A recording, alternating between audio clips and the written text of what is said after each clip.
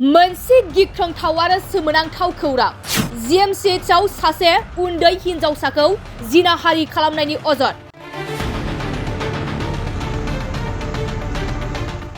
Guwahati medical college and हस्पिटालाव फाहामथाय लाबाय थानाय सासे 13 बोसोर बैसोनि हिनजावसाखौ जिनाहारि खालामनायनि खौरां। नंगौ, गुवाहाटी मेडिकेल कलेज एन्ड हस्पिटालाव फाहामथाय लाबाय थानाय सासे 13 बोसोर बैसोनि हिनजावसाखौ जिनाहारि खालामनाय जाथाया सोराङाव फैदों। बे गिख्रंथाव आरो सोमोनांथाव जाथाया थांनाय 19 जानुवारियाव GMCHनि इउर'ल'जि वार्डनि सिङाव जादोंमोन। मख'नो गोनांदि GMCHआव फाहामथाय लाबाय थानाय 13 बोसोर बैसोनि उन्दै हिनजावसाखौ सासे क्लिनार बयआ जिनाहारि खालामदों।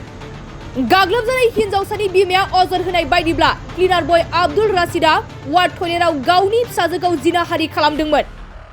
मोनथिनो मोननाय बायदिब्ला 13 बोसोर बैसोनि उन्दै हिनजावसाखौ किडनिनि बेरामखौ फाहामनो थाखाय 13 जानुवारि खालि GMCHआव थिसननाय जादोंमन।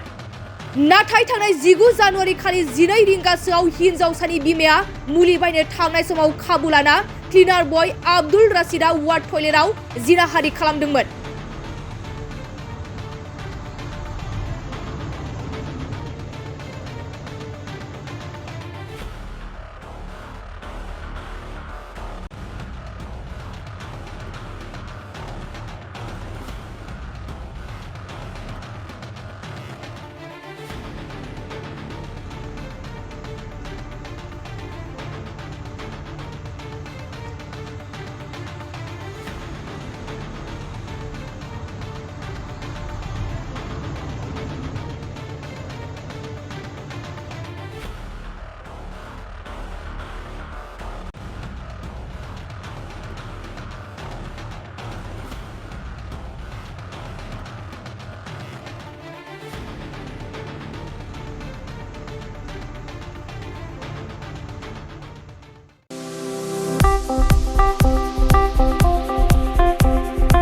गोजोनथाव खौरां।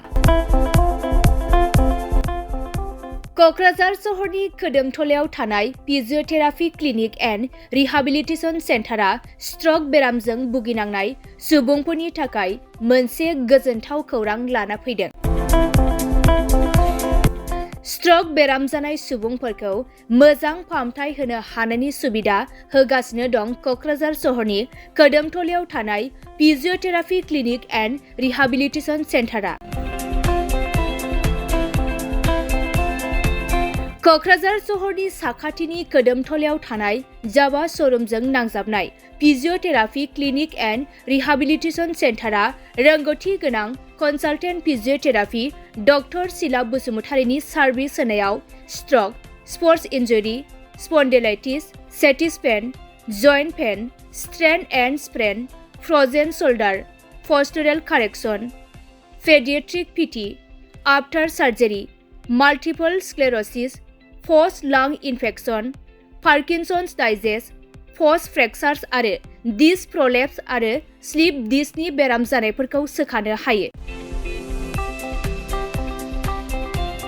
आरो बे फिजियोथेरापि क्लिनिक एन्ड रिहाबिलिटेसन सेन्टारा क'क्राझार सहरनि गेजेरावनो बेरामिनि न'आव थांनानैबो सार्भिस होनो हानायनि सुबिदाखौबो होगासिनो दं।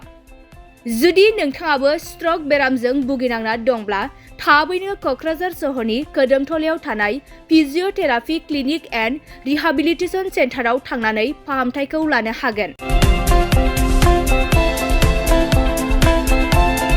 लोगोसे नोंथाङा आबुङै मिथिनो थाखाय 6001597629 एबा 9101439836 जानबुं नम्बराव कल खालामना थोंजों खौरां लानो हागोन।